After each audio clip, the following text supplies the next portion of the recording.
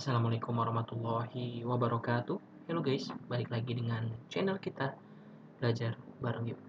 Oke, pada kesempatan kali ini kita bakal ngebahas tentang PP nomor 43 tahun 2008 tentang air tanah. Pada video kali ini kita ngebahas khusus untuk bagian struktur dari peraturan pemerintah ini ya. Maksudnya struktur bagian dari peraturan pemerintah ini kita menjelaskan ada berapa bab, kemudian juga masing-masing babnya ada paragraf berapa, bagian berapa, dan ada berapa pasalnya, seperti itu. Oke, bismillahirrahmanirrahim, mari kita mulai. Struktur Undang-Undang Nomor 43 Tahun 2008. Nah, ini pertama kita ada 10 bab. Kemudian bab pertama ada ketentuan umum terdiri dari pasal 1, 2, dan 3. Kemudian bab kedua tentang landasan pengolahan air tanah terdiri dari beberapa bagian. Bagian ke-1 umum ada pasal 4, kemudian bagian kedua kebijakan pengelolaan air tanah pasal 5 dan 6. Bagian ketiga tentang cekungan air tanah kemudian dibagi menjadi 3 paragraf ya, paragraf 1, 2, 3, kemudian paragraf satunya umum pada pasal 7. Kemudian paragraf kedua tentang kriteria cekungan air tanah di pasal 8, kemudian paragraf ketiga tata cara penetapan cekungan air tanah pasal 9 sampai dengan pasal 12. Bagian keempat strategi pengelolaan air tanah pasal 13 sampai dengan pasal 17. Bab ketiga mengenai pengelolaan air tanah. Di sini ada 7 bagian. Bagian satunya umum, bagian kedua perencanaan yang terdiri dari 4 paragraf.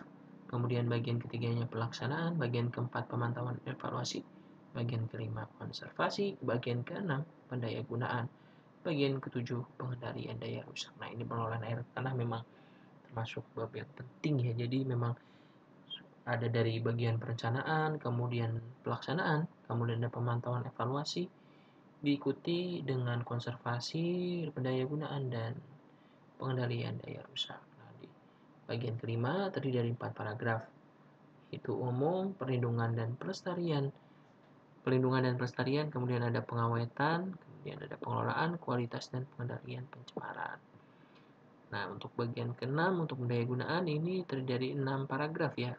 Yang satu umum, yang kedua penatagunaan, yang ketiga penyediaan, yang keempat penggunaan, yang kelima pengembangan, yang keenam pengusahaan. Selanjutnya bab keempat itu berisi tentang perizinan. Ada 3 bagian. Bagian ke-1 tentang tata cara memperoleh izin, bagian kedua hak dan kewajiban pemegang izin, bagian ketiga berakhirnya izin. Bab kelima sistem informasi air tanah. Dari 2 pasal, dari pasal 80 sampai dengan pasal 82. Ada 3 pasal. Kemudian bab ke-6 tentang pembiayaan. Pasal 43 sampai dengan pasal 85. Kemudian di bab ke-7 ada pemberdayaan, pengendalian, dan pengawasan. Terdiri dari 3 bagian. Bagian ke-1 pemberdayaan, bagian kedua pengendalian, dan bagian ketiga pengawasan. Selanjutnya di bab ke-8 mengenai sanksi administratif. Terdiri dari 2 pasal yaitu pasal 92 dan pasal 93. Bab ke-9 ada ketentuan peralihan terdiri dari 1 pasal yaitu pasal 94. Di bab 10 berupa ketentuan penutup seperti pada umumnya peraturan pemerintah ya atau undang-undang gitu.